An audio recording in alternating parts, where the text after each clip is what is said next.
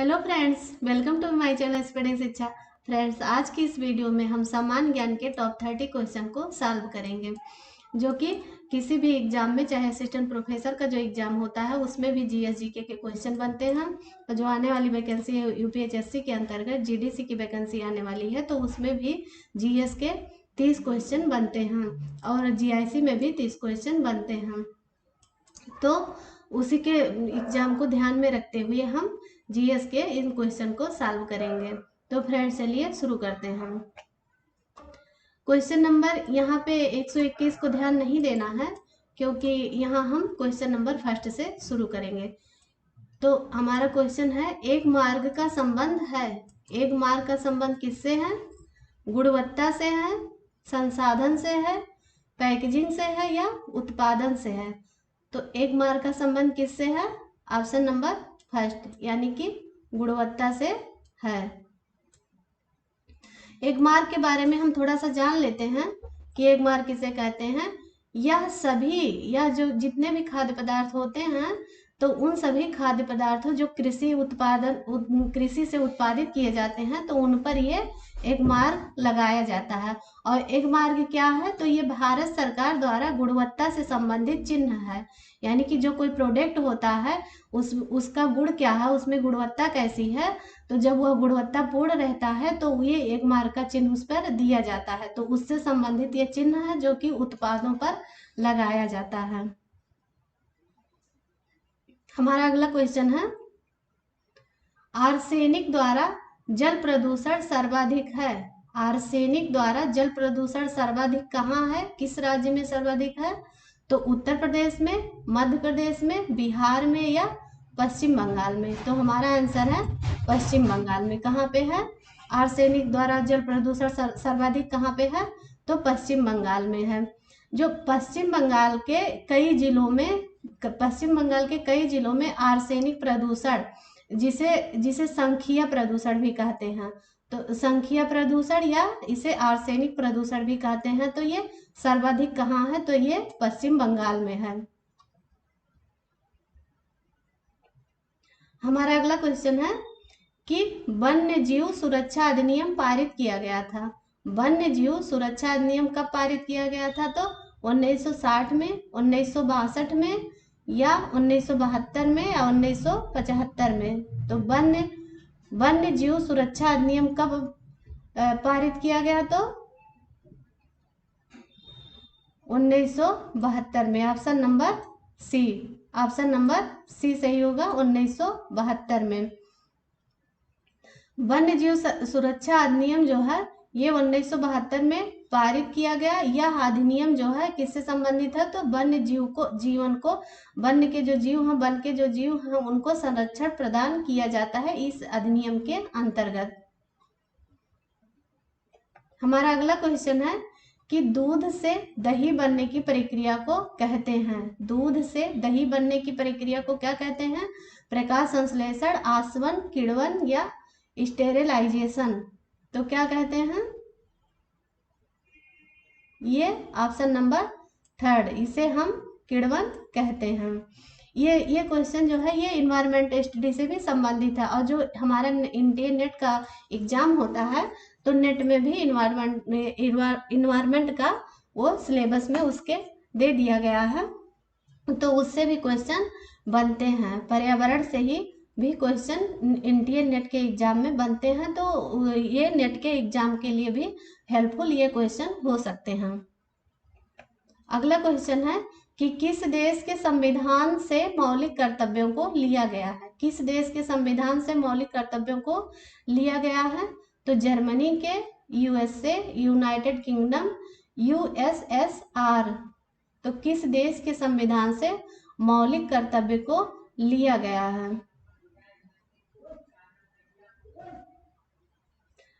तो हमारा आंसर है ऑप्शन नंबर फोर्थ, यूएसएसआर से लिया गया है। किससे लिया गया है? यूएसएसआर। इसे सोवियत संघ रूस भी कहते हैं। तो ये जो है हमारा मौलिक कर्तव्य लिया गया है, और इन्हें 4 भागों में, इन्हें भाग 4 का के अंतर्गत अनुच्छेद 51 का जो जोड़ा गया था, तो उसमें इसका उल्लेख किया गया है। जो भाग 4 का है उसके अंतर्गत अनुच्छेद 51 का के द्वारा इसको जोड़ा गया था मौलिक कर्तव्य को, और ये यूएसएसआर से लिया गया है।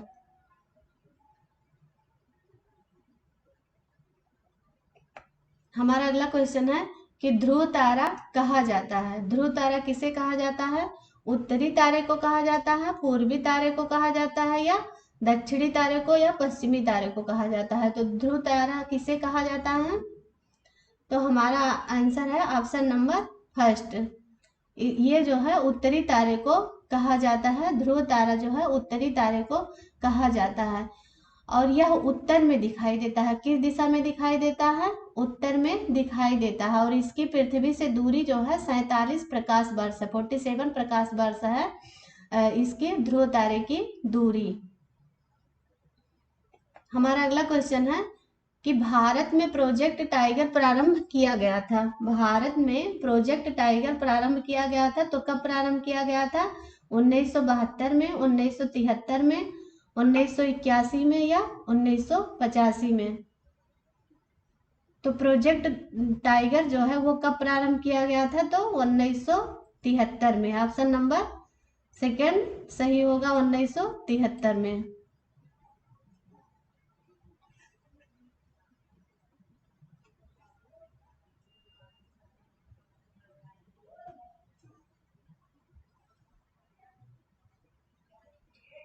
प्रोजेक्ट टाइगर जो है 1973 में बाघों के संरक्षण के लिए शुरू किया गया था। किसके संरक्षण के लिए प्रोजेक्ट टाइगर? तो बाघों के संरक्षण के लिए ये शुरू किया गया था 1973 में। हमारा अगला क्वेश्चन है फूलों की घाटी। फूलों की घाटी कहाँ पे अवस्थित है? किस राज्य में है? जम्मू कश्मीर में, हिमाचल प्रदेश में, सिक्किम में, या उत्तराखंड में? फूलों की घाटी कहाँ अवस्थित है? तो उत्तराखंड में। कहाँ अवस्थित है? उत्तराखंड में फूलों की घाटी अवस्थित है। फूलों की घाटी जो है ये उत्तराखंड में अवस्थित है। हमारा अगला क्वेश्चन है एक वयस्क मानव में कुल अस्थियों की संख्या कितनी होती है? एक वयस्क मानव में कुल अस्थियों यानी कुल हड्डियों की संख्या कितनी होती है? तो 305, 275, 206 या 175? तो कितना होता है? Option number C 206। कितनी हड्डियां होती हैं? 206 हड्डियां होती हैं। एक वयस्क मानव में 206 हड्डियां होती हैं, और मानव कंकाल जो होता है यानी कि मनुष्य का जो स्केलेटल बॉडी होता है तो उसको दो भागों में बांटा गया है। एक अक्षीय कंकाल कहते हैं, एक उपांगीय कंकाल कहते हैं। तो जो अक्षीय कंकाल है उसमें 80 अस्थियां होती हैं। अक्षीय कंकाल में 80 अस्थियां मतलब 80 हड्डियां होती हैं, और जो उपांगीय कंकाल होता है उसमें 126 अस्थियां यानी कि 126 हड्डियां होती हैं। तो कुल मिला के 206 होती हैं। हमारा अगला क्वेश्चन है कि ग्रीन पीस इंटरनेशनल का मुख्यालय अवस्थित है। ये क्वेश्चन भी एनटीए नेट में कई बार ये पूछा गया है कि ग्रीन पीस इंटरनेशनल का मुख्यालय कहाँ पे अवस्थित है? तो ये न्यूयॉर्क में है, एम्स्टर्डम में है, या सिडनी में है, या नागासाकी में है? तो ये कहाँ पे अवस्थित है ग्रीन पीस इंटरनेशनल का मुख्यालय? तो ये ऑप्शन नंबर ये यहाँ बी होना चाहिए, ये बी और सी उल्टा हो गया है, लेकिन ये जो है एम्स्टर्डम में। कहाँ पे? एम्स्टर्डम में। ग्रीन पीस इंटरनेशनल का मुख्यालय कहाँ पे है? तो एम्स्टर्डम में है। और ये कहाँ है एम्स्टर्डम? तो ये नीदरलैंड में है। कहाँ पे है? नीदरलैंड में है। और इसकी स्थापना जो है कब हुई थी? तो 1971 में हुई थी। ये भी क्वेश्चन बना है कि ग्रीन पीस इंटरनेशनल का मुख्यालय की स्थापना कब हुई थी? तो 1971 में हुई थी। और यह एक स्वतंत्र वैश्विक संस्था है जो पर्यावरण संरक्षण एवं विकास को प्रोत्साहन देती है। किसे प्रोत्साहन देती है? तो पर्यावरण संरक्षण और विकास को प्रोत्साहन देती है। हमारा अगला क्वेश्चन है कि अंतरराष्ट्रीय न्यायालय का मुख्यालय अवस्थित है। अंतरराष्ट्रीय न्यायालय का मुख्यालय कहाँ पे अवस्थित है? तो जिनेवा में, हेग में, न्यूयॉर्क में या पेरिस में। अंतरराष्ट्रीय न्यायालय का मुख्यालय कहाँ अवस्थित है? तो हेग में। कहाँ पे? हेग में।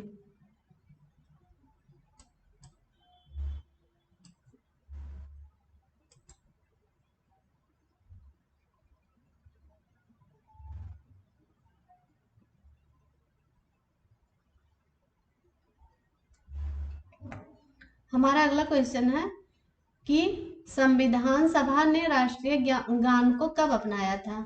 जो हमारा कॉन्स्टिट्यूशन है उसने हमारे राष्ट्रीय गान को कब अपनाया था? तो 20 जनवरी 1950 को, 24 जनवरी 1950 को,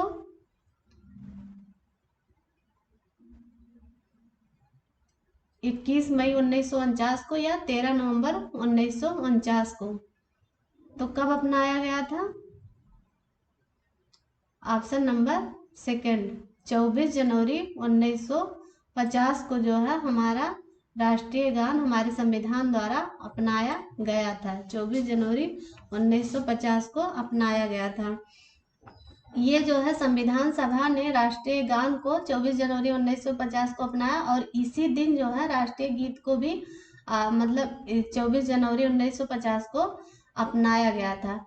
और जब राष्ट्रीय ध्वज पूछा जाए कि राष्ट्रीय ध्वज को कब अपनाया गया था, जो हमारा राष्ट्रीय प्रतीक जो हमारा झंडा है भारत का, तो वो कब अपनाया गया था? तो 22 जुलाई 1947 को अपनाया गया था। तो ये दोनों क्वेश्चन बने हैं, कई बार बने हैं।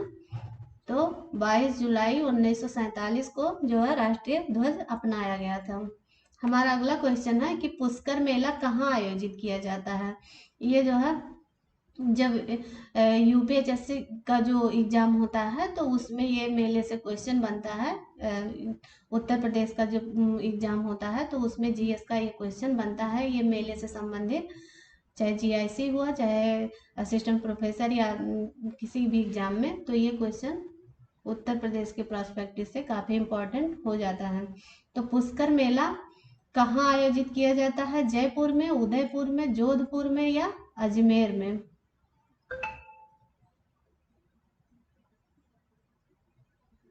पुष्कर मेला कहाँ आयोजित किया जाता है? तो ऑप्शन नंबर 4 सही होगा, अजमेर में। ये अजमेर में। अजमेर कहाँ का शहर है? तो ये राजस्थान का शहर है और वहां पर ये पुष्कर मेला का आयोजन किया जाता है। ये पुष्कर मेला शायद ये पशुओं से संबंधित ये मेला है, तो यहाँ पर लगता है। हमारा अगला क्वेश्चन है, निम्नलिखित परावैंगनिक किरणों में से कौन सा अधिक हानिकारक है? जो हमारी अल्ट्रावायलेट किरणें होती हैं तो उसमें कई किरणें होती हैं जिससे कि हमारा स्किन कैंसर की भी परेशानी होती है। तो उसमें जो है अल्ट्रावायलेट किरणों में कौन सी किरण जो है ज़्यादा हानिकारक होती है? तो UVA, UVB, UVC या उपयुक्त में से कोई नहीं। तो हमारा आंसर है ऑप्शन नंबर फर्स्ट, ये UVA यानी कि अल्ट्रावायलेट ए जो होता है ये काफ़ी हानिकारक होता है। और UVA तथा UVB दोनों हानिकारक है, लेकिन और UVA जो है ये त्वचा की अधिक गहराई में जाता है UVB की तुलना में। वैसे तो ये दोनों हानिकारक हैं, UVA और UVB, अल्ट्रावायलेट ए और बी दोनों, लेकिन ये जो है ये ए जो है ये त्वचा में हमारी स्किन में काफ़ी गहराई से चला जाता है ये बी की अपेक्षा, तो इसलिए ज़्यादा हानिकारक ए माना गया है। बाय द वे ए ना रहे तो बी को भी हम मान सकते हैं क्योंकि इसके बाद इसी का नंबर आता है। निम्नलिखित में से कौन सा जैव मंडल का अजैविक घटक नहीं है? जैव मंडल का अजैविक घटक नहीं है तो प्रोटीन, मृदा, कवक, फास्फोरस।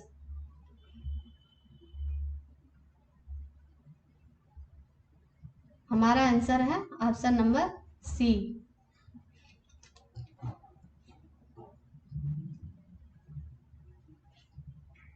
कवक। कवक जो है ये जैवमंडल का अजैविक घटक नहीं है। जैवमंडल के दो घटक माने गए हैं, एक जैविक घटक और एक अजैविक घटक। तो जो अजैविक घटक है मतलब जिसमें जीवन नहीं होता उसको अजैविक घटक कहते हैं। तो उसके अंतर्गत आते हैं जैसे मृदा हुआ, यानी कि ये मिट्टी हुआ, ये अजैविक घटक अजैविक घटक है। और मृदा हुआ, वायु हुआ, जल हुआ, तो ये सब जो है ये अजैविक घटक के अंतर्गत आते हैं। तो इसमें है प्रोटीन, ये भी इसमें जीव नहीं होता, ये नॉन लिविंग है। ये मृदा भी है, ये फास्फोरस भी है, ये सब क्या है, ये सब अजैविक घटक है। और कौन सा नहीं है, तो कवक नहीं है। तो ये और जो जैविक घटक होते हैं तो उसके अंतर्गत कवक हुआ, कवक आते हैं, बैक्टीरिया आते हैं, पौधे आते हैं, जंतु आते हैं, ये सब आते हैं। यानी एक तरह से ये समझ लेना कि जिसमें जीवन होता है तो वो जैविक घटक होता है, और जिसमें जीवन नहीं होता है वो अजैविक घटक होता है। गिर सेर परियोजना है, गिर जो है, गिर सेर परियोजना किस स्टेट में है, किस राज्य में है? गुजरात में, उत्तर प्रदेश में, महाराष्ट्र में या मध्य प्रदेश में? तो गिर सेर परियोजना कहाँ पे है? गुजरात में है। गुजरात में ये गिर अभयारण्य शुरू किया गया था। गिर शेर परियोजना गुजरात के गिर अभयारण्य में शुरू किया गया था, और यह शेरों को बचाने के लिए किया गया था। हमारा अगला क्वेश्चन है कि WWF से आशय है। ये भी क्वेश्चन नेट के लिए काफी हेल्पफुल हो सकता है, इन्वायरमेंट से संबंधित है। तो WWF से आशय है world wide fund, world war fund, world wild life fund, world watch fund. तो क्या है? World wild life fund, world wild life fund, ये हमारा आंसर है। इसका फुल फॉर्म क्या है WWF का? World wild life fund. यह जो है यह पर्यावरण के शोध से संबंधित है। ये जो है ये संस्था जो है WWF जो है ये पर्यावरण के शोध संरक्षण से संबंधित एक वैश्विक संगठन है। और यह जो है यह स्विट्जरलैंड में, यह कहाँ पे है? तो ये स्विट्जरलैंड में है। और ये कब स्थापित हुआ था? तो 1961 में ये स्थापित हुआ था। WWF जो ये पर्यावरण से संबंधित है और ये 1961 में स्थापित हुआ था। ये स्विट्जरलैंड में किया गया है इसकी स्थापना। गंगा नदी निकलती है, गंगा नदी कहाँ से निकलती है? अरावली श्रेणी से, लद्दाख ग्लेशियर से, गंगोत्री ग्लेशियर से या मिलाप ग्लेशियर से? गंगा नदी कहाँ से निकलती है? तो ये गंगोत्री ग्लेशियर से निकलती है। कहाँ से निकलती हैं? गंगोत्री ग्लेशियर से निकलती हैं गंगा नदी। गंगा नदी जो है ये उत्तराखंड राज्य के उत्तरकाशी जिले से, उत्तरकाशी जिले में उत्तराखंड में एक राज्य, उत्तराखंड राज्य का एक उत्तरकाशी जिला है। तो वो गौमुख के निकट गंगोत्री, वहाँ गंगोत्री ग्लेशियर से निकलती हैं। जो एक गौमुख है तो उसके निकट एक गंगोत्री ग्लेशियर है, तो वहां से निकलती हैं।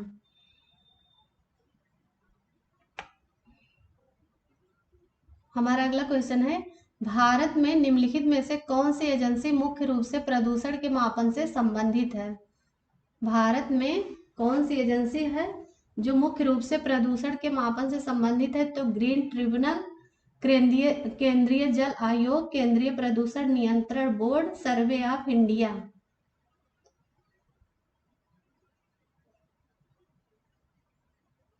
तो यहाँ भी ऑप्शन उल्टा हो गया है, यहाँ बी होना चाहिए, यहाँ सी होना चाहिए, लेकिन हमारा आंसर है केंद्रीय प्रदूषण नियंत्रण बोर्ड, केंद्रीय प्रदूषण नियंत्रण बोर्ड।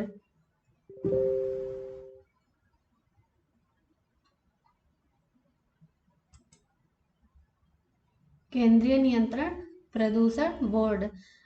और यह जो है ध्वनि प्रदूषण से संबंधित मानकों का निर्धारण करता है। ये केंद्रीय प्रदूषण नियंत्रण बोर्ड क्या करता है कि जो ध्वनि प्रदूषण होता है उससे संबंधित मानकों का निर्धारण करता है। अच्छा, ध्वनि प्रदूषण रोकने के लिए जो एक ग्रीन मफलर परियोजना चलाई गई थी, तो वो क्या है, उसके बारे में हमें कमेंट सेक्शन में जरूर बताइएगा। ग्रीन मफलर क्या है, किसे कहते हैं ग्रीन मफलर। ध्वनि प्रदूषण से संबंधित है, लेकिन उसको कैसे उसको रोका जाता है उसके बारे में कुछ आप लोग बताइएगा जरूर। कोटापेक्सी एक जागृत ज्वालामुखी है जो अवस्थित है, ये ज्योग्राफी से क्वेश्चन है। कोटापेक्सी एक जागृत मतलब ये एक्टिव है, एक्टिव ज्वालामुखी है जो कहाँ पे अवस्थित है, सिसिली में, हवाई में, इंडीज में या रॉकीज में।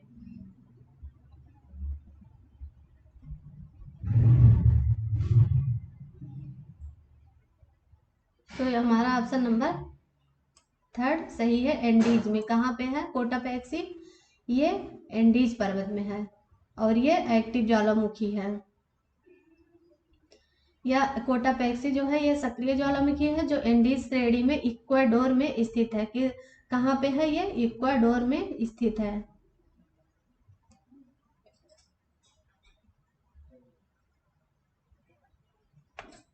हमारा अगला क्वेश्चन है कि तिब्बत की सांगपो नदी भारत में किस नाम से जानी जाती है।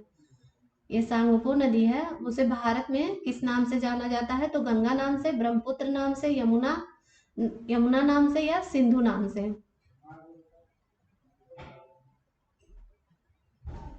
तो हमारा आंसर है ऑप्शन नंबर 2 ब्रह्मपुत्र नाम से। भारत में हम इसे सांगपो नदी को इसे ब्रह्मपुत्र नाम से जानते हैं। ब्रह्मपुत्र को तिब्बत में सांगपो कहा जाता है, तिब्बत में सांगपो कहा जाता है। और अरुणाचल प्रदेश में क्या कहा जाता है इसे, तो दिहांग कहा जाता है। अरुणाचल प्रदेश में दिहांग कहा जाता है। और उत्तर बांग्लादेश में जमुना नाम से इसे जाना जाता है तथा मध्य बांग्लादेश में पद्मा कहते हैं। उत्तर बांग्लादेश में जमुना नाम से जाना जाता है और मध्य बांग्लादेश में पद्मा कहते हैं इसे। किस नदी को, तो ब्रह्मपुत्र नदी को। और भारत में तो ब्रह्मपुत्र नदी नाम से जाना ही जाता है, लेकिन इन प्रदेश में अलग अलग नाम से जाना जाता है। अरुणाचल प्रदेश में दिहांग नाम से जाना जाता है और उत्तर बांग्ला में जमुना तथा मध्य बांग्लादेश में पद्मा नाम से जाना जाता है। हमारा अगला क्वेश्चन है, घास भूमि क्षेत्र के पारितंत्र की खाद्य श्रृंखला में सबसे उच्च स्तर के उपभोक्ता होते हैं। ये नेट के लिए काफी इंपॉर्टेंट है। घास भूमि क्षेत्र के परितंत्र की खाद्य श्रृंखला में सबसे ऊंचे स्तर के उपभोक्ता होते हैं शाकाहारी, जीवाणु, मांसाहारी या शाकाहारी।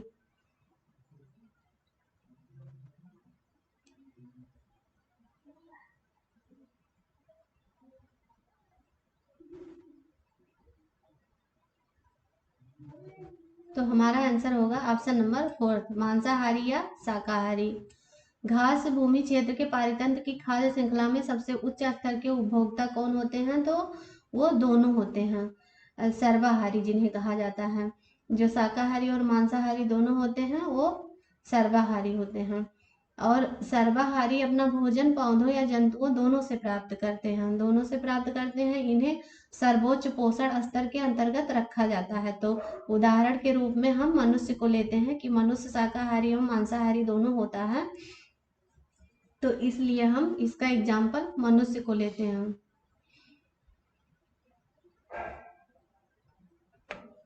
अगला क्वेश्चन है, वायुमंडल का प्रमुख स्तर जो पृथ्वी तल के नजदीक है। वायुमंडल का प्रमुख स्तर जो पृथ्वी तल के सबसे नजदीक है, तो समताप मंडल, क्षोभ मंडल, मध्य मंडल या आयन मंडल। तो कौन सा है, हमारा आंसर ऑप्शन नंबर 2 क्षोभ मंडल। ये जो है ये पृथ्वी से सबसे नजदीक का और सबसे नीचे का स्तर माना जाता है। तो इसका ये जो है क्रम भी पूछ लेता है कि कौन पहले आता है कौन बाद में आता है, और कभी कभी इसकी ऊंचाई भी पूछ लेता है कि कौन कितने किलोमीटर पे है। तो क्षोभ मंडल जो है वायुमंडल की सबसे निचली परत है और जिसकी औसत ऊंचाई 13 किलोमीटर है। कभी कभी इसका लंबाई भी पूछ लेता है, ऊंचाई मतलब ऊंचाई पूछ लेता है कि कितने ऊंचाई पे है, तो ये 13 किलोमीटर की ऊंचाई पे है। और सभी मौसमी घटनाएं इसी मंडल में होती हैं। ये भी क्वेश्चन बनता है कि जो मतलब जलवायु मतलब ये जो मौसम का बनना बिगड़ना, बिजली का चमकना, तो ये सब किस मंडल में होता है? तो ये सब क्षोभ मंडल में ऐसी घटनाएं होती हैं। जो बारिश होती हैं, बादल घिरते हैं, तो ये सब जितनी घटनाएं होती हैं क्षोभ मंडल में होती हैं। और इनका इनका क्रम भी पूछ लिया जाता है कि कौन सा पहले आता है, कौन सा बाद में आता है। तो इसका एक ट्रिक से मैंने याद किया था कि छोड़ सबको मैं आया बाहर, छोड़ सबको मैं आया बाहर। तो छोड़ से मतलब क्षोभ मंडल हो गया, छोड़ सबको, सबसे समताप मंडल हो गया, सबको मैं से मध्य मंडल हो गया, और आया से आया मतलब आयन मंडल हो गया, बाहर से बहिर्मंडल हो गया। तो ये क्रोनोलॉजी है, इसको मैंने ऐसे ट्रिक से याद किया था। अगला क्वेश्चन है कि संयुक्त राष्ट्र सुरक्षा परिषद में कितने अस्थायी सदस्य हैं? संयुक्त राष्ट्र सुरक्षा परिषद में कितने अस्थायी सदस्य हैं? 3, 4, 5 या 6? तो हमारा आंसर है ऑप्शन नंबर 3, 5। 5 जो है अस्थायी सदस्य हैं, और अस्थायी सदस्य संयुक्त राष्ट्र सुरक्षा परिषद में जो 5 अस्थायी सदस्य होते हैं और 10 अस्थायी सदस्य होते हैं। और सुरक्षा परिषद को दुनिया का पुलिसमैन भी कहा जाता है। सुरक्षा परिषद को क्या कहा जाता है? पूछ लिया जाए कि संयुक्त राष्ट्र संघ के सुरक्षा परिषद को क्या कहा जाता है? तो दुनिया का पुलिसमैन भी कहा जाता है। और इसके अस्थायी सदस्यों की संख्या 10 होती है और अस्थायी सदस्यों की संख्या 5 होती है। तो जो अस्थायी सदस्य हैं ये तो नहीं बदलते हैं, लेकिन जो अस्थायी सदस्य हैं, सदस्य देश हैं, वो बदलते रहते हैं। प्रत्येक 2 वर्ष में ये बदलते रहते हैं। और भारत जो हमारा है वो इसका अस्थायी सदस्य है।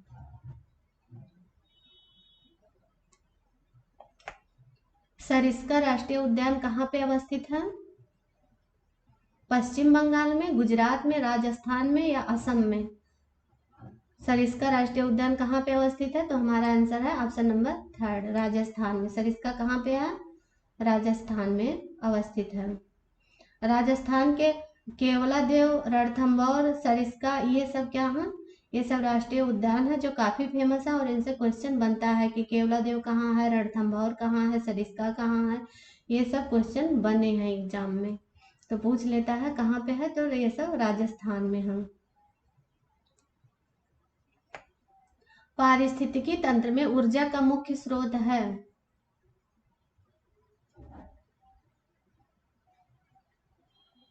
एटीपी, डीएनए, सूर्य प्रकाश या आरएनए? जो पारिस्थितिकी तंत्र है, इकोसिस्टम है, उसमें ऊर्जा का मुख्य स्रोत क्या है?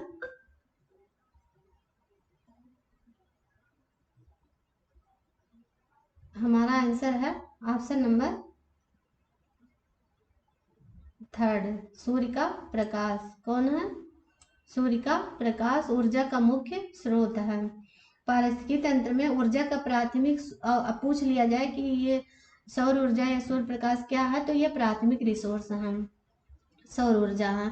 और पारिस्थितिकी तंत्र के 3 मुख्य घटक होते हैं, अजैविक, जैविक और ऊर्जा। अभी हमने इसके पहले भी क्वेश्चन में देखा था कि अजैविक क्या है, जैविक सोर्स के अंतर्गत क्या आते हैं, अजैविक के अंतर्गत क्या आते हैं। लेकिन इसके 3 घटक होते हैं, पारिस्थितिकी तंत्र के मुख्य रूप से 3 घटक होते हैं, अजैविक, जैविक और ऊर्जा। तो ये 3 घटक हमें याद कर लेना है। तो फ्रेंड्स, क्वेश्चन हमारा कैसा लगा कमेंट सेक्शन में जरूर बताइएगा। और इसी के साथ आज की वीडियो को हम समाप्त करते हैं। यदि आप लोगों का अच्छा रिस्पांस रहा तो हम ऐसे बहुत सारे क्वेश्चन आगे लेके आएंगे। तो फ्रेंड्स, वीडियो हमारी पसंद आए तो वीडियो को लाइक करिए, शेयर करिए, चैनल पर नए हैं तो चैनल को सब्सक्राइब करिए। Thank you.